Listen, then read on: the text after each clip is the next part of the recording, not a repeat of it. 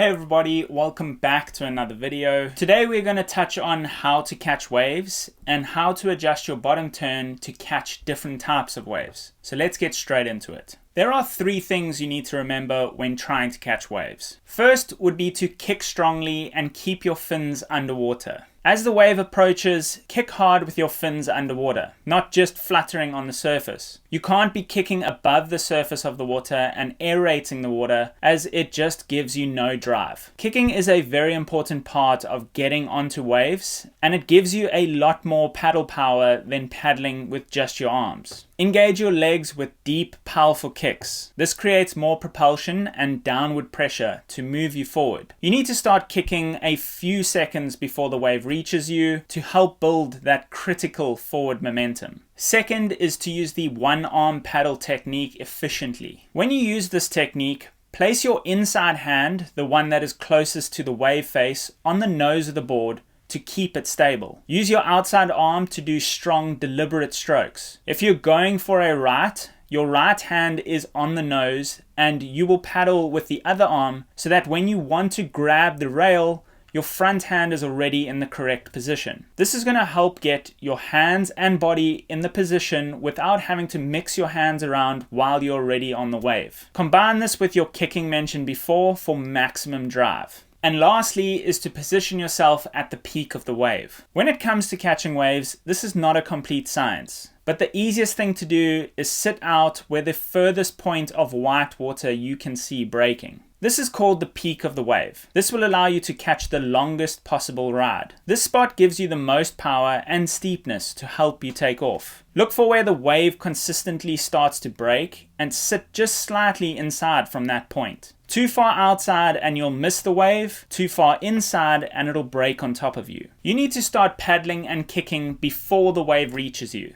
This way you have some sort of forward momentum before the wave actually picks you up and starts to push you forward. By the time it reaches you, you want to have some sort of speed or momentum going towards the beach so that you can match the speed of the wave a lot quicker and you're not at a stationary point where the wave could miss you altogether. These topics and more were what we discussed this month on the Boogie Everyday membership platform. Not only do we talk about bodyboarding tips, but members get behind the scenes content, and I have helped riders better their bodyboarding through some one-on-one video analysis training. If you're interested in any of this and a lot more, head on over to boogieeveryday.com and check out the membership. In bodyboarding, we have many different types of bottom turns that you can use depending on the wave and what you are wanting to do further down the line. Flatter waves on beach breaks can make it a lot easier to bottom turn, but when it comes to slabs, shallow beach breaks, and reefs, you have to adjust to make the bottom turn work. In this section, there are two different types of bottom turns that we will talk about. Both of these are going to have you slightly further back on the board to allow you to use your legs to kick,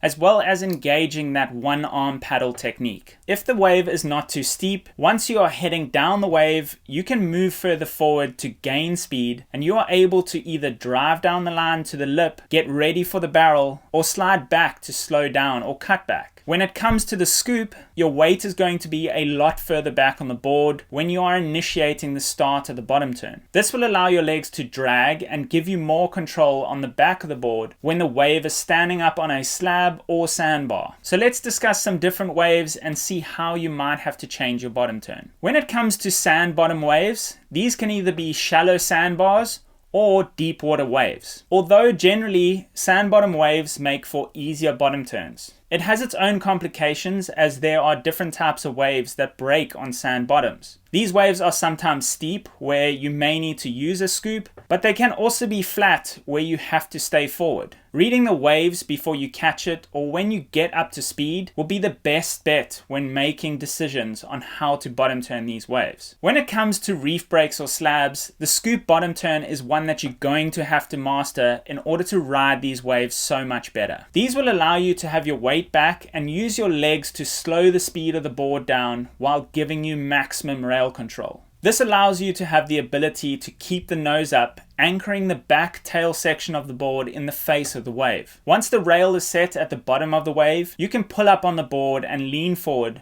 to give you the best speed possible to come out of the barrel or head towards the air section. A-frame peaks can be one of the most fun waves to bodyboard. The mix of coming from behind the peak to get barreled or taking off late and having to scoop into the barrel will make anything possible. This means you can get long and deep barrels or fast sections where you can hit the lip. This again is a mix between sand bottom waves where you may need to scoop, or you can be forward for maximum speed. Reading the wave and knowing where you are in relation to the peak is important to know what you will need to do. When it comes to pools, this is a mix between the two styles once again. You may need to scoop and stay a little bit further back before coming forward and actually starting to drive. On some of the settings, the pool creates a bit of a step that needs to be negotiated if you are closer to the wall. This step sometimes means that you have to be a bit further back on the board to negotiate the takeoff. Once you have negotiated that drop, you can slide forward to be able to use the angle of the face to gain speed. This is where your movement on the board will change, and you'll be able to slide back to slow yourself down and get into the barrel, or slide forward to speed up and drive through those sections towards the lip. And lastly, wedges are best for bodyboarders. This allows you to get maximum speed, get into the barrel, and even send some crazy airs. Sometimes you have a mix of both types of bottom turns, but the best part is trying to get maximum speed by using your bottom turn with the side wave that is coming across. Timing is crucial here, but can mean that you will be riding off the wall and the higher peak that is made by the convergence of the side wave and the actual wave coming together. This gives you a great opportunity to use that speed to hit the section and do some big airs. Although I have outlined two major bottom turns, you can get creative and mix up styles and feelings on the board that can make some impossible takeoffs possible. The most important of all is to be able to read the wave and know whether it is going to be a steeper wave and you're going to have to scoop, or if it's going to be a bit of a flatter wave and you can be a bit more forward on the board. I hope you guys have enjoyed this one and learned something from it. If you have any questions, leave them in the comments down below. Otherwise, I will see you guys in the next video.